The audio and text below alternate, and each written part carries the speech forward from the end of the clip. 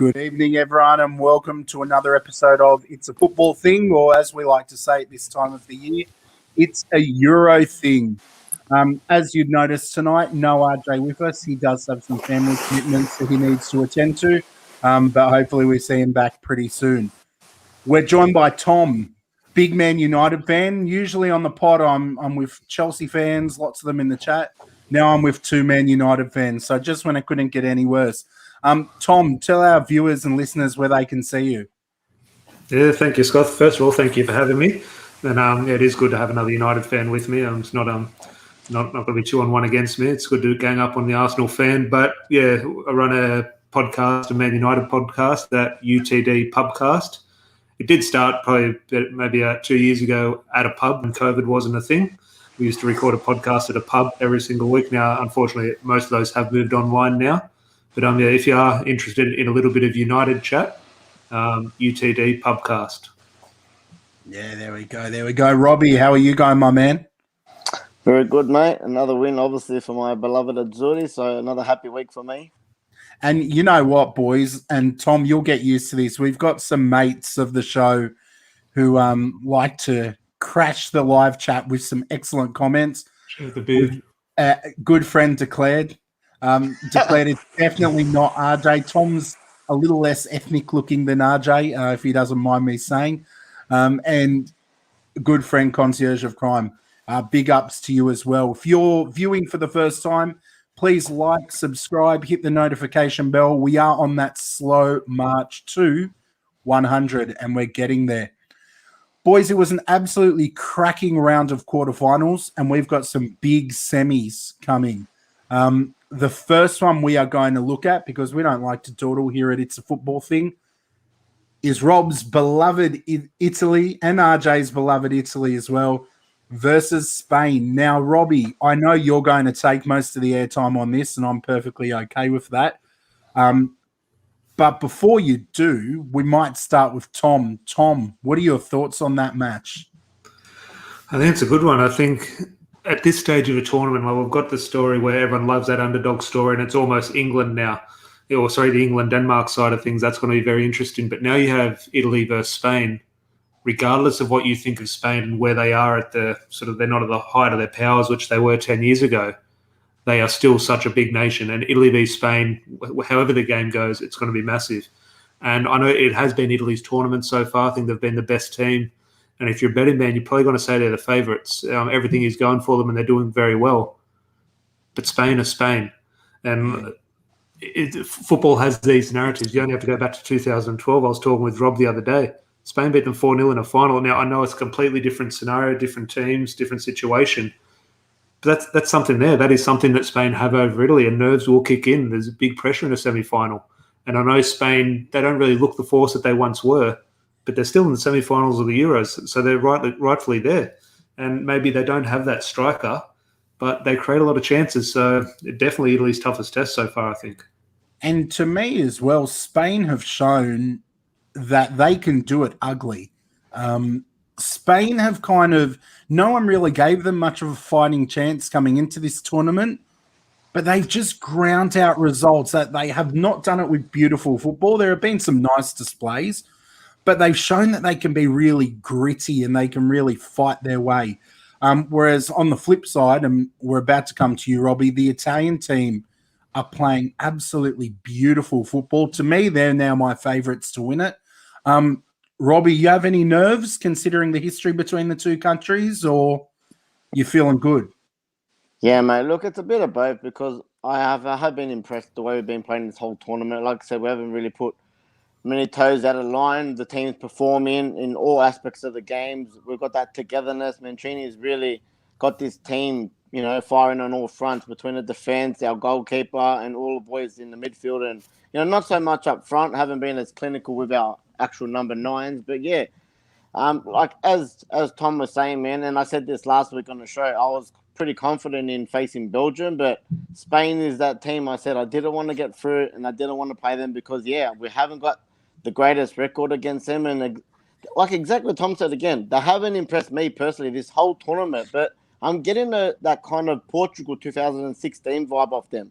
the whole tournament they barely won a game, and then they ended up in the final and won it 1-0. So, and like I said, they didn't do there was nothing attractive about that team. They just got the results, which is the main thing at the end of the day. So, look, we probably are going to go into that favourites considering the form we've been in this tournament. But look, man, I think the game's going to be won in the midfield. It's going to be a great midfield battle between our midfield and their midfield. I think we're a little bit more defensively sound at the back compared to them. But again, our strikers, our number 9, both of them aren't very good.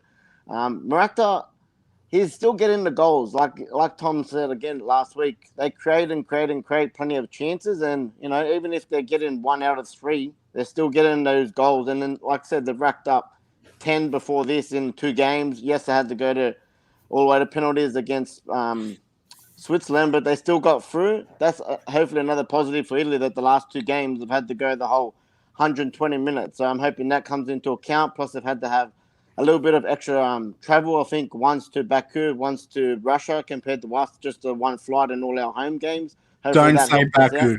Do not say Baku on this podcast. It brings back PTSD for me, mate. When Baku is in our naughty words, not allowed to say it, all right? All good. But, yeah, man, like I said, I do think this is going to be a very close game, this one. Yeah, look, and to me, Concierge of Crime is in the live chat put out what I think is one of the key battles in this game. I think Mancini and Enrique, 2 very tactical managers, 2 guys that know how to get the absolute best out of their squads. Couple of other really interesting comments in the live chat. Daniels said the Spain are a little bit like eating a meat pie. They get messy, but get the job done. Interesting. I'm telling you, we probably have the best live chat in Australian podcasts, live shows, I reckon. So funny. And then Declared's jumped in and said, well, they're a meat pie without the sauce. So no one likes one of those. Tom, that Mancini-Enrique battle, I think the managers are going to play a really key role in this. It's about, I see Spain coming in and trying to negate what Italy are offering up front because they've looked really offensive. Do you think Spain will be more on the defensive, or do you see it differently to me where they'll both be going for it? I think with Spain, and I haven't sort of watched the 90 minutes every time they've played in this Euros, but just the perception I've had from watching sort of the extended highlights and just Spain in general in regards to the players they have and Enrique as a manager, defensive or attacking, I don't really have that argument. They just keep the ball. And if they play well, they will have the ball, which means ultimately they're on the attack. Now, if Italy play well and put Spain on the back foot, forcing Spain to defend, that's where I think Italy have the sort of confidence from the sort of success so far in this tournament. They'll get on the front foot and on a roll, and Spain having to defend attack after attack, they might struggle with. So I think if Spain, it's crucial, Sergio Busquets, if he gets a good game, I think Spain start to dominate. And then it will become almost that tight, cagey affair, which Italian defence against the Spanish attack. And it will go either way. But just your point on the 2 managers, I think it's an interesting point because they're both such obviously high-class managers. But it just worked out well for them here because they've both had success at club level, but also ultimate failure as well at club level. And they're kind of not frowned upon, but there's a little bit of banter thrown at both managers. So they're not quite at that top bracket. But here they are in the European semi-final, laughing at everyone else. Absolutely, absolutely. Robbie, we like to do predictions. Are you brave enough to go first and give us your prediction? Before you do, I'll buy you 30 seconds thinking time. I don't want to give these guys too much airtime with comments like these, but just a little bit of Chelsea-Arsenal banter. Even though RJ's not here, we've still got the Chelsea fans everywhere, and we do love them. They're great guys. But, Robbie, your prediction? I'm going to go for 1-0 in extra time to us, mate. Wow. Tom, can you buy me a bit of thinking time? It's hard. I just said there if I was a betting man, I'd have Italy as favourites, but there is something about Spain, and I've always been a big fan of Spain over the last 10, 15 years. And as Rob said, sometimes this just happens. They don't deserve to be in or you don't think they deserve to be where they are, but there is that team that somewhat gets to the final. And I just love the way they can play. And if they play well, I do fancy them to win. It might be frustrating for some people to watch. But let's go 2-1 Spain. I apologise, Rob. I apologise, but I think they might just do it, Spain. My Mata's not even in the team. I'm disappointed, Tom. Tom is a big fan of Mata. I've gathered that from following you on Twitter, mate. And you know what? Good player. I'd love to have him in the squad. But my prediction, going a little bit out of left field, I actually think Italy do this in a penalty shootout. No, don't put me through one of them. I'm not seeing a goal in this game. I'm seeing 0-0 at full time, 0-0 at the end of extra time, but Italy to take it in penalties. So at least after that United Europa final, I'm going to need a good penalty shootout. Yeah. Look, but before we move on, a couple of predictions from the chat. Daniel's got Italy at 2-0. Declared, yeah. He has said that Enrique at times has had to turtle it in, so be really defensive. He might make a mess of it. And one more before we go to the next semi. Concierge of Crime saying it'll be interesting to see Jorginho up against Busquets. Jorginho showed levels to all the midfielders. Look, hard to argue with that. Jorginho has been a standout. He's only gone from strength to strength under Thomas Tuchel. So let's move on, because Italy-Spain is not the only match we're looking at. I've almost come this close to muting the terms "it's coming home" on Twitter, because if I had $1 for every time I'd seen it, I could probably retire happily. England, Denmark. This is going to be interesting, because there's been the story with Denmark, with Christian Eriksen, the resilience they've shown, the team spirit they've shown to get to the semis. I don't think anyone, even with Christian Eriksen, was predicting Denmark to get to the semi-finals. But even after what happened, it's more unlikely. So this is really, to me, an underdog story. Denmark are not going to be favoured, in my opinion. England have the team on paper. England have the home ground advantage. I think it's going to be a real uphill battle for Denmark. What do you think about this one, Robbie? Yeah, I'm agreeing with you, Borgie. I said last week that I was waiting for this big performance to come out of England. I've been calling it every game, and there've been those tight encounters, 1-0s. But look, it was something as simple. I said I hope Jadon Sancho, that was before he even signed with us. I hope he even got a start this week, and he did. I just think that they have the quality on the pitch, man. So why not make one or two changes more for an offensive, strategy and go for it a bit. And I think the best thing for England in that game was the early goal. Once they got that goal, then they knew Ukraine had to come out. They haven't conceded a goal all tournament, so I'm sure they would have been feeling confident at the back. So after that after they scored that first goal, I just think, yep, floodgates. We're in cruise mode, and here come the floodgates. Yeah, Tom, your predictions on this one, mate, and your thoughts about how the game will play out. Yeah, well, it's hard to look past England. I think they are on a roll, and ultimately they do have a good team. And some of their performances, you could say, haven't quite been there, but they are improving, and they're improving at the right stage of the tournament. But with Denmark, the one thing you can't look past in sport, but especially in football, the hardest thing to stop is momentum. And Denmark have huge momentum, and you could just see a narrative where they score first. You could see the first 10 minutes Denmark take the lead, and suddenly that's a spanner in the works of England, who have they conceded a goal? I don't think England have conceded. So suddenly, if that happens, how do they react? And you can only imagine the pressure at Wembley England will be under. So ultimately, you'd have to think England should win if they play well. But as I said, Denmark are on a roll, and I think the whole footballing world, obviously, the 90,000 or 60,000, whatever there is in Wembley, will be the ones that count. But the rest of the footballing world will be behind Denmark, I think. Yeah. Look, absolutely. It's hard. And I mean, I'm not a fan of England. Obviously, I've got a vested interest in wanting to see Bukayo Saka do well. And I think he's given some really good accounts of himself when he's had game time. But Sancho got some minutes. He got some time in the last match. And I know we're not looking to go too far back, but Adam in the live chat has asked, and I'll leave this to you boys, what you made of Sancho's performance. Tom, what did you make of the performance? I'm assuming you'd be pretty happy with that signing, mate.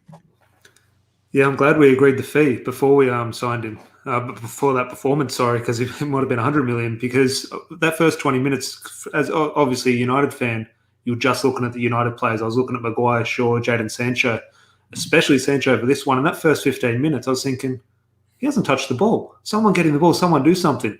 Ultimately, then he got the ball and just started to run the show for a 5 or 10 minute period. And yeah, he was, I wouldn't say brilliant. He wasn't like a man of the match performance or anything, but it shows how dangerous he is and obviously why United do rate him so highly. So yeah, fantastic that we've agreed the fee before he goes on and maybe even wins it for England, because it's hard to drop him now. I know you said Saka maybe comes back in, but if you're the manager and you just had your best performance of the tournament, it's a tricky one to drop him now. Yeah, it will be interesting. And one thing with Southgate, to me, you never know what he's going to do in those positions. You know Harry Kane's starting. You pretty much know the defence. You know Pickford's in goals. But kind of in those positions, you've got Grealish, you've got Foden, Mount, Saka, and you just don't know. Yes, Sterling. Look, I feel like Sterling's one of the first names on the sheet because he seems to have a really good trust. Southgate seems to have a lot of trust in him, and I don't think he's let Southgate down. So that other side, to me, is up for grabs. One thing that I think, and a player who will make a big difference for Denmark, is Christensen. I've been really impressed with him in defence. And he's being referred to in the live chat as a Danish Maldini. But he's really come along in leaps and bounds as well. So I'd be interested to see the job that he's able to do on Harry Kane, because Harry Kane's been a little bit up and down, but he's just starting to come into form at the right time. So I do wonder how that'll play out at the back. Robbie, who's your key man in this match? Is there someone that you're really going to be watching super carefully? Well, yeah, obviously we'll have to wait and see who starts. But yeah, I still think Sancho will get another run, and I think he could be, like, if they go down that right-hand side, him, like I said, taking on his player, he's got his pace and just whipping balls in to Kane. Obviously, Luke Shaw, again, another United player who's been great this tournament. 3 assists so far. Another 2 assists for Harry Kane in the last game. He's been great for them. Like I said, as a collective, everyone is chipping in. Like I said, again, not to be biased, but Harry Maguire, since he's come back in off that injury, he's really been a talisman in the team. He's controlled. I love the way he brings the ball out from the back straight into midfield. Just, yeah, there's a few players in there that, again, Sterling stepped up every single game, nearly got a goal and assist in every game this tournament. So everyone's there. And like you said, Harry Kane just starting to hit his straps at the right part of the tournament. Yeah, Tom, any players that you'll definitely have your eye on from either team? Anyone that you think could be really pivotal in this result? In regards to who my eyes on, again, like Rob said, all the United players, that's who my eyes are attracted to straight away. But I think we are so England, and naturally so, but so England-centric. So we see all these English players and what they can do. Denmark are the other half of this party, and they're going to be there. And you do have to give them a lot of respect. I'm not saying you boys aren't, but you do have to look at them. And the one weak spot who I think a lot of us would say with England is probably that middle two, whether it be Rice and Phillips or Rice and Henderson, whatever way they go, you think, well, if there is a weak spot, maybe something can happen there.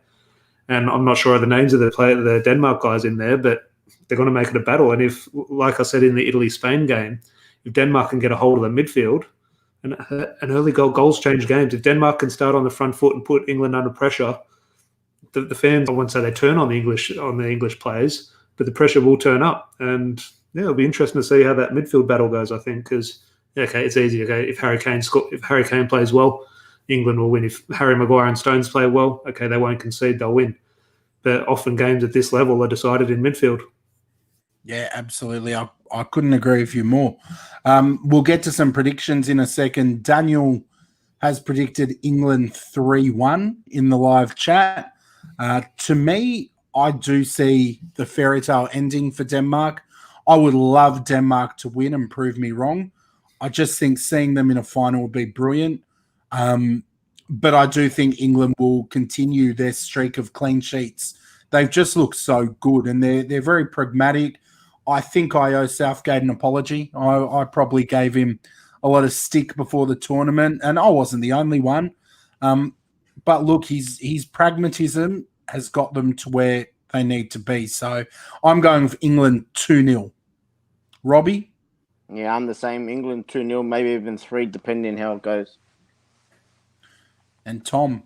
Yeah, no, it wouldn't be the same just saying 2-0 for the sake of it. But yeah, it'd be closer to 2-0, maybe 3-1 if it gets stretched at the end and Denmark are trying to get one on the sort of push forward and England sort of catch them on the counter. But I would love Denmark to go through. But yeah, you think of a betting man, England should be able to get the job done.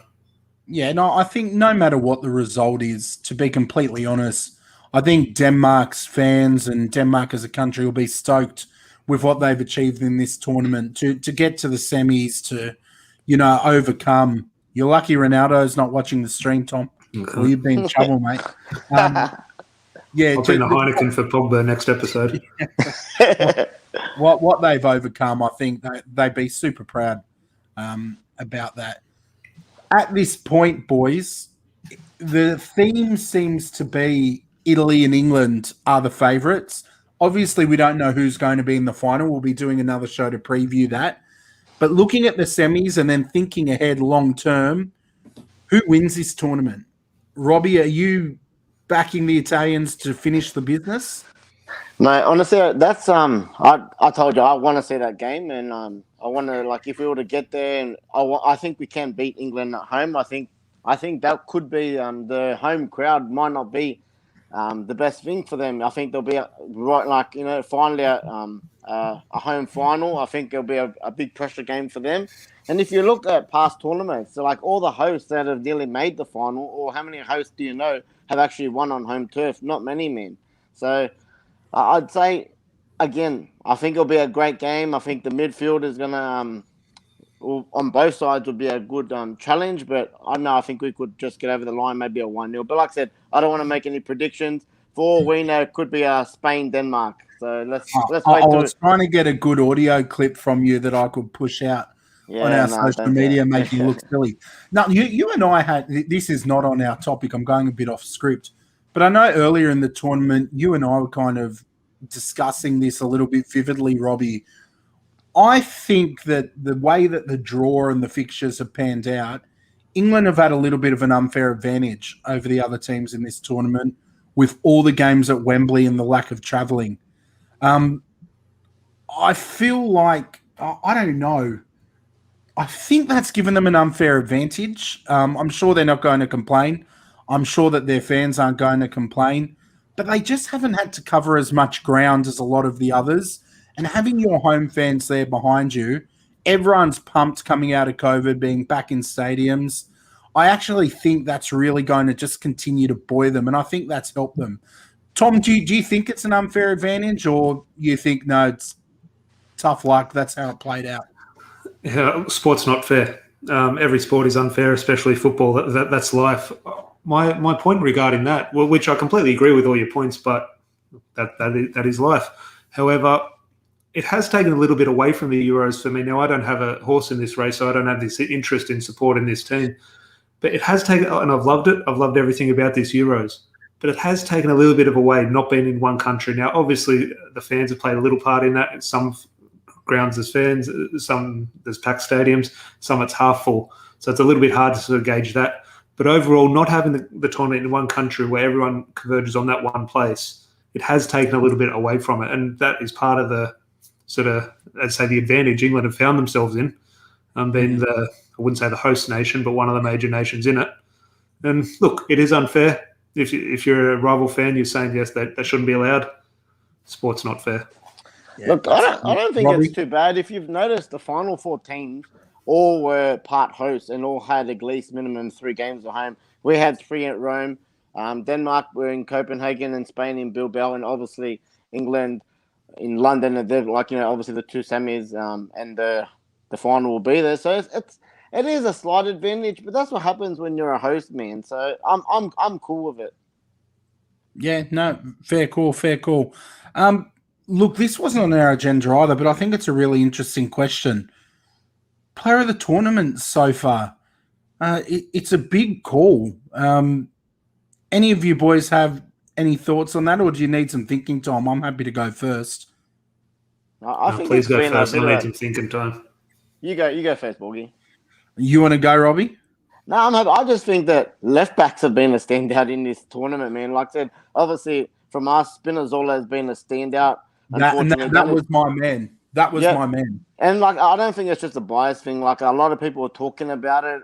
Some people didn't know him before, and obviously being a part Juve fan, I've watched him. He played for us. He's had quite a lot of injuries through his career. That's part of the reason why we let him go. But sometimes players just come out and have a tournament. You know what I mean? Doesn't mean they're going to be any better after the tournament or something. But he's been great. But as I said, left backs. At the time, I think Tierney was good for Scotland. I think Luke Shaw's been amazing for England. So I think who's left back, the Danish left back as well? I can't. Is it K? Yeah, I can't. The I name think he plays escapes for me, but he's Atalanta. good. Left back, I think he plays for Atalanta. They've got a couple good players there, but yeah, they're just a position. I'm saying more than a player, but I think it's been left backs have been really entertaining in this tournament. Yeah, to me, Spinazzola was a man that was really unfortunate to see his injury. You could just see it just didn't look good when it happened, and hopefully a quick recovery for him. Daniel's calling Sterling as his player of the tournament. Not a bad shout by Daniel. I think if Sterling can have two really big games, assuming they get to the final, he could be a big shout there. Yeah, that's fair cool. Jorginho, of course, not shocked. And then we've got between Jorginho, Zuber, and Forsberg. Yeah. Forsberg was a good shout. Interesting shouts there. Tom, have we given you enough thinking, Tom? I was trying to stall, mate. Look, I wouldn't say just the name Sterling there popped up, and and Rob will laugh when he hears this one, and I'm definitely not saying player of the tournament, but someone who has surprised me a lot, and Rob knows I don't like this guy at all. I'm not saying player of the tournament, but Jordan Pickford. He has surprised me because I was thinking he was going to cost England, and he's only had maybe 3 or 4 things to do this tournament, but he's done them better than I thought he would, and look, they've conceded no goals and they're in the semi-final. So I still think there is chance for Jordan Pickford to throw one in his own net, but ultimately, at the moment, he's doing very well, and you have to give him credit. Yeah, and Param calling out Pogba in the team of the tournament. Look, it would just depend on how much the people that put that together, Hammer France, are being so underwhelming when it mattered most. But let's move on, guys. We are going to do a little bit of European transfer talk, but I thought, considering that I have now overtaken Robbie, and RJ was nowhere near the race. Poor RJ, he never got anywhere near it. I just thought we'd have a look at the fantasy competition that we've been running during the tournament. Now, at the top, Danny Poku with Celestial City SC, he's been up there for a couple of rounds, hasn't he, Robbie? Yeah, man, yep. He has been good. We've had a couple of consistent people there hanging around the top 10. Obviously, I've dropped out this week. Matthew Ben in second place. He's been up there. Podru Sam in third. Let's to look back at our hosts as we keep going down. The Mbappening up in 20th. I'm saving it for a late surge up to first place. If I scroll lower, there's Robbie, 25th. But it's only 4 points between us, Rob, so it's a bit of a 2-horse race. I know. I had a shocker the last round, mate. I had to take a points hit, and I had no bench, so I was feeling.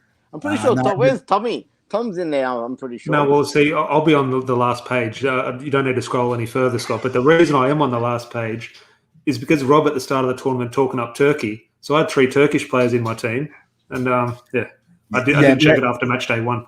Let's blame Rob. We've got a fair few people in the live chat at the moment. If you're on here, please like the video. If you haven't already, subscribe, share it with some mates. The likes really do help the channel and the video to get seen. So please, if you're on there, give it a like, give the page a sub. But we'll also be putting the audio out for this episode on Spotify. Before we move on to some of the transfer talk, just some more Arsenal banter. This is becoming a bit of a tradition. Scott's fantasy position is worse than the Arsenal Premier League position.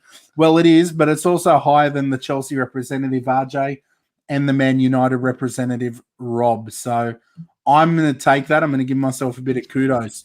Now, boys, I feel like we're in a little bit of a lull with the transfers at the moment. On the Arsenal front, it's come out Guendouzi, who to me, he was someone I rated quite highly. I don't know how much of him you guys saw, but he was someone that I thought was going to have a big future, someone who I thought would be a little bit of a general, almost in the middle, still young, but with time. He seemed to have tenacity. He seemed to have fight, passion, but maybe a little bit too much because there were rumors of a falling out with management, and then he ended up on loan last season. And now it's looking like the deal's almost finalised for him to go to Marseille. I think it was 10 million euros, which to me, for a young player who has a decent reputation and with some of the prices we're seeing, I feel like it's poor transfer business from us to only get 10 mil for him. But a great signing for Marseille from me. I absolutely agree with this comment in the live chat that says Guendouzi was actually good and was really badly dealt with for his age. And that's one criticism I've got of Mikel Arteta.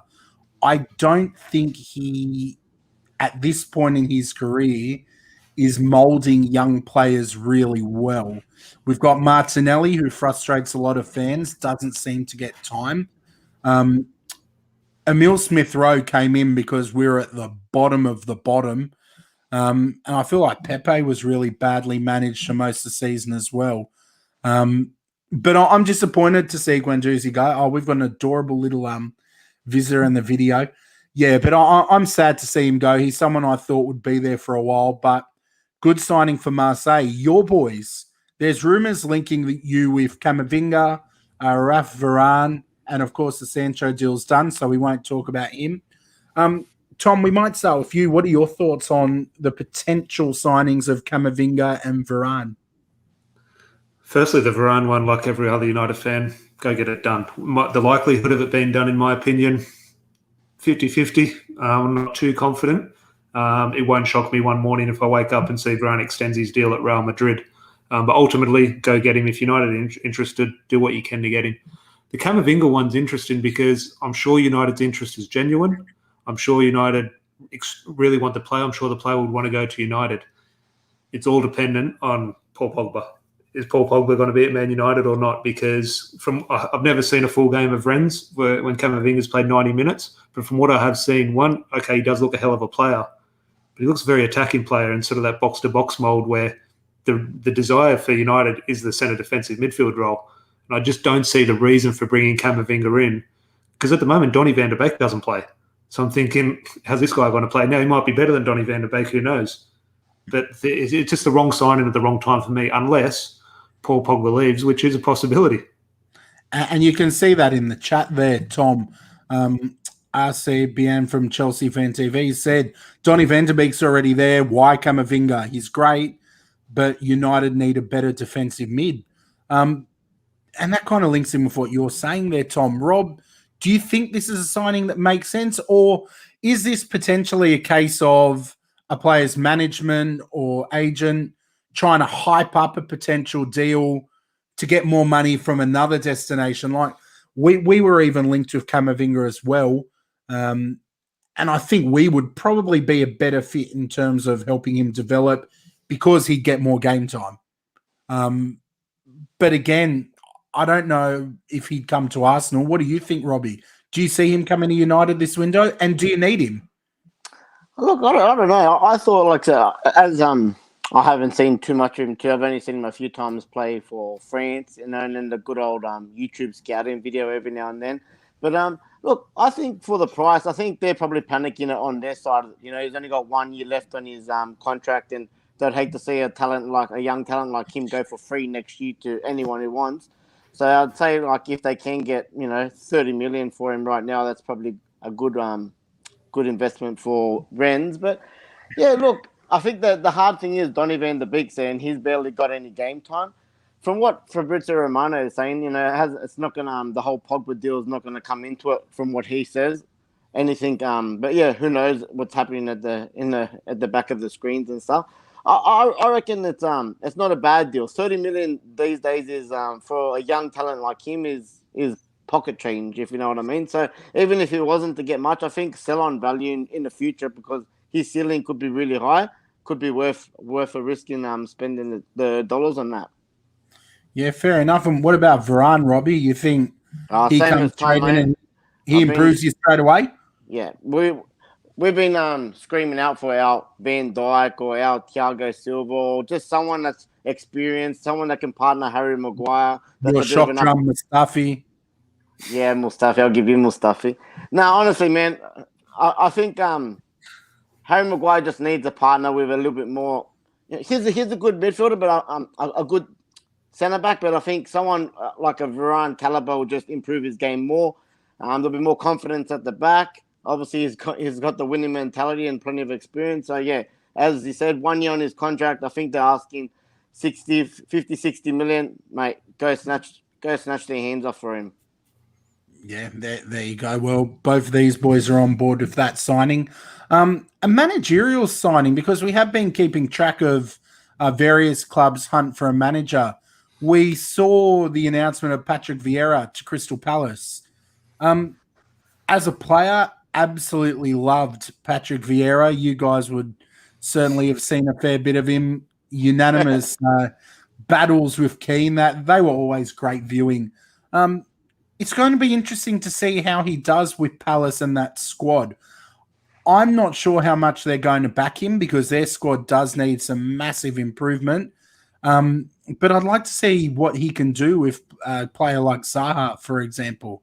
Do you think he'll be a success at Palace, Tom? Ultimately, I think with just what you said there, it will come down to backing, which I think is the case for any manager, no matter how good you are. If you are dealt the cards that Crystal Palace currently have, I don't have the numbers, but I think I heard last year that they're the oldest squad in the Premier League. Probably, I'm not sure. So they're there. So it's a tough job. He'll need backing. Whether he gets that, who knows? Unfortunately, his case at a club like that, maybe he won't. But in terms of the stature of the club, I think it's a perfect opportunity for him because he was never going to go. Look, he might have gone. Look, you just have to look at the clubs like United, Chelsea, and Arsenal. They do hire ex-players at the moment. It's the current trend. But you can never really see him going to Arsenal or one of those big clubs straight away.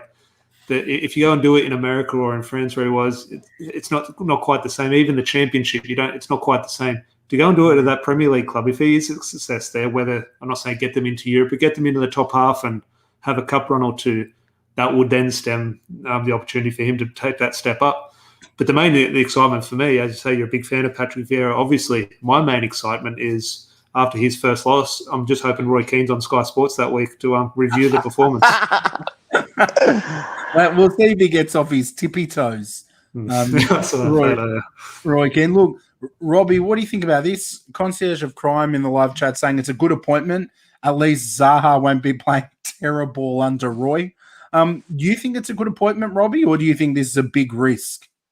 I think it's a terrible appointment, man. I think this is I'm going to give an early prediction, and for me, I've said it straight away as I've seen it. Palace will be going down with this appointment next year. I think for him, it's a risk as well. I think I read the last time 11 players are off contract for Crystal Palace. Every year, you've got the Zaha transfer. He wants to leave and go to a bigger club. They're one of the up and coming players from last year. Was it that Azay or something? He's going to be out for 6 months or something with an Achilles ruptured Achilles. So for me, nothing is positive at the moment. Funny enough, like I say, I watch a little bit of the French league, but I actually did watch quite a bit of him at Nice because I was following Balotelli when he was there at the time. And he didn't get, he wasn't really great there. He didn't have a long stint over there. I didn't follow him much when he moved over to the States, but I don't know. As soon as I seen this one, I don't know. I think it's too big of a stepping stone for him, and I think Crystal Palace is in shambles at the moment to be taken on as well. So I think there's potential a drop for Palace next year. And I think they're really going to need to back him, though. If all those players off contract, it could be very risky for them. Boys, we're getting close to wrapping this up, but I know we did put out a question of the week this week, and the question of the week was just asking some listeners, and apologies for us putting this out late. Thank you to the couple of people that did get back to us. Our question was, what was some of the highlights for you from the quarterfinals? And what are you looking forward to about the semi-finals? Our friends at That Chelsea Podcast, you can find them on Twitter at That Chelsea Pod. They said the highlight of the quarterfinals was the Three Lions demolishing Ukraine 4-0. It's coming home. And And for the semi-finals, they've said that they're looking forward to actually being at Wembley for Italy and Spain, and saying it should be a cracking game.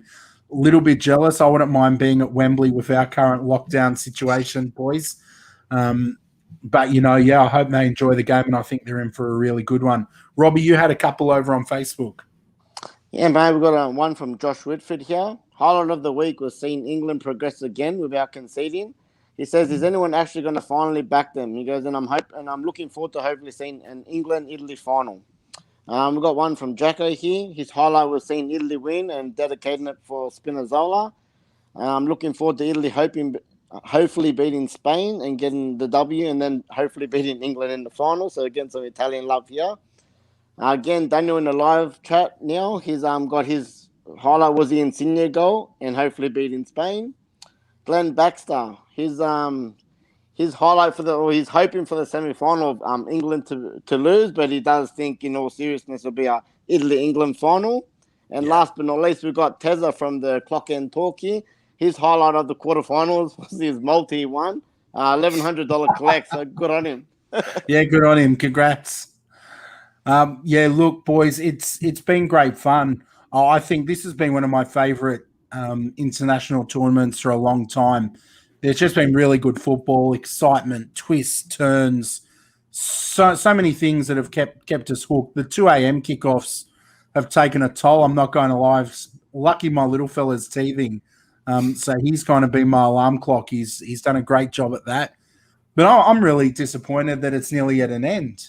But then with that end comes the Premier League season. So, Tom, while we've got you, and we're hoping we can link up again during the Premier League, tell us what you're looking forward to most about the upcoming season, and then tell our viewers and listeners again where they can find you.